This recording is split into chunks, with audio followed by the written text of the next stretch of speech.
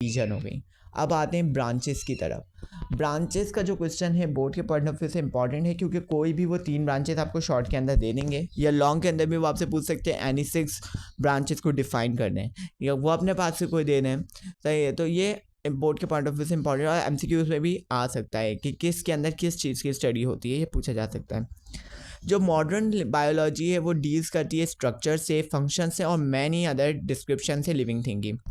यानी कि मॉडर्न जब से टेक्नोलॉजी ने एवॉल्व हुई है और इसके अलावा रेवोल्यूशन आई हमारी ज़िंदगी में, तो हमारी जो साइंटिस्ट हैं उन्होंने भी बहुत एडवांस टेक्नोलॉजी हासिल कर ली है, जिसकी वजह से एडवांस रिसर्च हुई है और हमारे पास बहुत सारी चीज़ें हमें मिल गई हैं लिविंग थिंग के बारे में भी।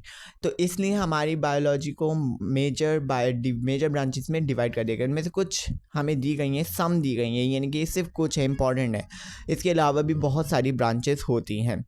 सबसे पहले ये मॉर्फोलॉजी के अंदर हम स्टडी करेंगे एक्सटर्नल फॉर्म, क्योंकि मॉर्फ का मतलब होगा एक्सटर्नल थिंग्स, सही है, और लॉजी का मतलब स्टडी। तो स्टडी ऑफ एक्सटर्नल फॉर्म, यानी कि जो भी एक्सटर्नल फॉर्म बैरोनी चीज़ें, बाहर की जो चीज़ें हैं एक्सटर्नल फॉर्म, जैसे हमारा एयर हो गए, हमारी नोज़ हो गई, हमारा फेस, सही, ये सारी एक्सटर्नल चीज़ें, उनके स्ट्रक्चर के बारे में स्टडी करेंगे लिविंग ऑर्गेनिजम्स के। एनाटॉमी का मतलब होता है इंटरनल स्ट्रक्चर। अब इंटरनल स्ट्रक्चर की स्टडी करने के लिए हमें उनको कट करके ओपन करना पड़ेगा, क्योंकि हमें हार्ट देखना है। अगर हार्ट हमारा बाहर नहीं है, हमें उसको देखने के लिए, उसकी स्टडी करने के लिए हमें इसको अपने जो चेस्ट को कट करके उसको अंदर जाके हमें उसकी स्टडी करनी पड़ेगी। तो बाय कटिंग दैम ओपन, इसलिए यहाँ पे लिखा हुआ है the study of internal part of body of living organism by cutting them open. Cell biology के अंदर हम सेल, वर्ड से ही पता चल रहा है, सेल की स्टडी होगी और उसके ऑर्गेनेलीज की। ऑर्गेनेलीज क्या होते हैं?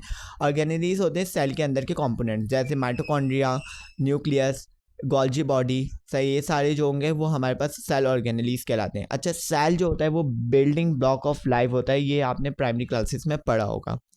हिस्टोलॉजी के अंदर हम स्टडी करते हैं प्लांट्स और एनिमल्स के टिश्यूज़ की, क्योंकि हिस्टोस का मतलब होता है टिश्यू, और इसके अंदर लॉजी वापस से वर्ड आ गया, तो इसके अंदर इसका मतलब होगा study of tissues of plant and animals, कि कितने टिश्यूज़ होते हैं जिसके अंदर हमारे पास एपिडर्मल टिश्यू, कनेक्टिव टिश्यू, ये सारे टिश्यूज़ कवर अप होते हैं। फिजियोलॉजी के अंदर फिजियो का मतलब होता है फंक्शंस या नेचर, सही, उसके अंदर हम about function of living organism किस तरह फंक्शन परफॉर्म करते हैं, उनके बॉडी के फंक्शंस किस तरह परफॉर्म है, सर्कुलेटरी सिस्टम, सही, ये सारी चीज़ों की स्टडी हम फिजियोलॉजी के अंदर करते हैं। टेक्सोनॉमी के अंदर हम ग्रुपिंग ऑफ एनिमल करते हैं, ऑर्गेनिज्म, लिविंग ऑर्गेनिज्म को किस तरह ग्रुप किया गया है, ग्रुप में डिवाइड किया गया, उनके रूल्स पढ़ते हैं, प्रिंसिपल पढ़ते हैं, उनकी नेमिंग पढ़ते हैं, लिविंग ऑर्गेनिज्म, सारी चीज़ें हम टेक्सोनॉमी के अंदर पढ़ते हैं। जेनेटिक्स के अंदर हम ट्रांसफरिंग ऑफ करेक्टर पढ़ते हैं, यानी कि हेरिडिटी करेक्टर, हेरिडिटी का मतलब होता है विरासत से मिले हुए, सही है। तो इस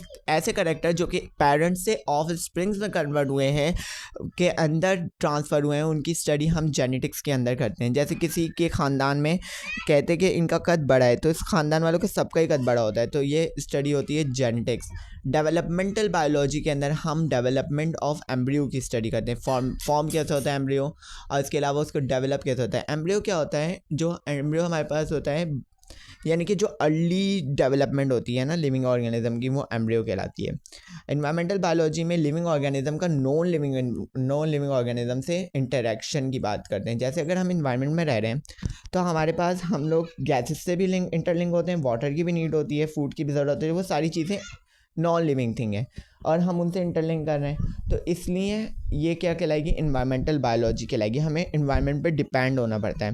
पैलियोंटोलॉजी के अंदर हम रिमोट पास ऑर्गेनिज्म के मतलब है कि जो ऑर्गेनिज्म पास में पाए जाते थे अब नहीं पाए जाते, हम उनकी सिर्फ फॉसिल्स की मदद से उनकी स्टडी करते हैं। जैसे डायनासोर्स, सही है, जैसे साइंटिस्ट आज डायनासोर्स को मानते हैं क्योंकि उनको कुछ फॉसिल्स मिले थे डायनासोर्स के, जिसकी वजह से वो डायनासोर्स को लिविंग ऑर्गेनिज्म मानते, पास्ट ऑर्गेनिक लाइफ। बायोटेक्नोलॉजी के अंदर कुछ ऐसी टेक्निक्स की स्टडी करते हैं जिनकी मदद से हम अपने जीन के अंदर तब्दीली लाकर हम डिज़ायरेबल कैरेक्टर्स को अचीव कर सकें। जैसे कुछ लोग अपनी आई कलर चेंज कराते हैं, कुछ लोग अपना कद बढ़ाते हैं, तो ये सब जो है बहुत एडवांस टेक्नोलॉजी की मदद से होता है और ये आजकल बहुत ज़्यादा कॉमन हो गया है। बड़े बड़े एक्ट्रेस, सेलिब्रिटीज़ यही बायोटेक्नोलॉजी की मदद से कर रहे होते हैं, अपने आप को बहुत ज़्यादा इंगेज या अपने आप को बहुत ज़्यादा फूस्टर्स कर रहे होते हैं। सोशियो बायोलॉजी के अंदर सोशल बिहेवियर की स्टडी करते हैं लिविंग ऑर्गेनिज्म की, कि उनका इंटरेक्शन कैसा है एक दूसरे के साथ, अपने दरमियान, उनका बिहेवियर, ये सारी स्टडी सोशियो बायोलॉजी के अंदर होती है। पैरासाइटोलॉजी पैरासाइट से निकला है, पैरासाइट्स की स्टडी होती है इसके अंदर। सिंपल वर्ड्स में पैरासाइट वो ऑर्गेनिज्म होते हैं जो किसी और ऑर्गेनिज्म की बॉडी के साथ अटैच होकर उसको नुकसान दें और ख़ुद फ़ायदा उठाएं। जैसे हमारे पास मॉस्किटो हमारी बॉडी के साथ अटैच होकर हमारा ब्लड को सक करती है और ख़ुद हमें क्या देती है, नुकसान देती है। फिर उसके बाद फार्माकोलॉजी के अंदर हम एक्शन ऑफ ड्रग्स यानी कि ड्रग्स मेडिसन्स की स्टडी करते हैं। मेडिसन्स के अंदर किस तरह वो एक्शन परफॉर्म कर रही हैं, किस तरह वो फॉर्म हो रही हैं, ये सारी चीज़ें हम फार्माकोलॉजी के अंदर स्टडी करेंगे। और मॉलिक्यूलर बायोलॉजी के अंदर the study of organic molecule which constitute and it's organelles, जो कि हमारी बॉडी को, लिविंग ऑर्गेनिज्म की बॉडी को बनाते हैं और उनके अंदर पाए जाते हैं, सही, और उनके ऑर्गेनेलीज को बनाते हैं। तो ये सारी जो सेल को बनाते हैं मॉलिक्यूलर बायोलॉजी, उन मॉलिक्यूल्स की स्टडी करते हैं, जैसे कार्बोहाइड्रेट, लिपिड, न्यूक्लिक एसिड, ये सारी चीज़ें हमारे पास आ जाती, प्रोटीन, मॉलिक्यूलर बायोलॉजी की स्टडी के अंदर। आई होप कि आपको ये वाला लेक्चर बहुत अच्छा लगा होगा।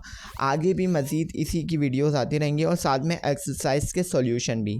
तो इसके अंदर आपको सारी चीज़ों को थोड़ली रीड करना है और एक बार समझना है तो पीछे जाके वापस से समझने की कोशिश करें। कोई भी पॉइंट ऐसा हो जो कि मिस हो रहा हो मुझसे या आपको समझ ना आया हो, आप मुझसे कमेंट में पूछ सकते हैं। I will respond as soon as possible.